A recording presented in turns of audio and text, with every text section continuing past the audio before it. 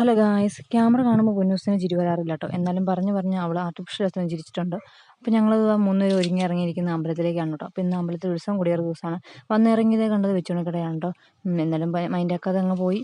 ഇന്നതാ കയറി വന്നത് ആനേനെ കണ്ടു കേട്ടോ. അപ്പോൾ നല്ല സുന്ദരനൊരു ആനയായിരുന്നു കേട്ടോ. അപ്പോൾ ഞങ്ങൾ കയറി, അത്യാവശ്യം ആളുകളൊക്കെ ഉണ്ടായിരുന്നു.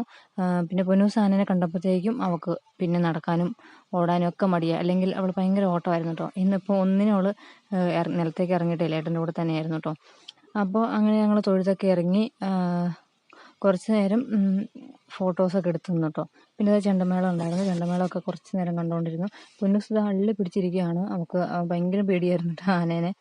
പിന്നെ ഞങ്ങൾ അങ്ങനെ ചെണ്ടകൊട്ടൊക്കെ കേട്ട് കുറച്ച് നേരം അങ്ങനെ നിന്നു കേട്ടോ. പിന്നെ ഞങ്ങൾ നേരെ ഇറങ്ങി.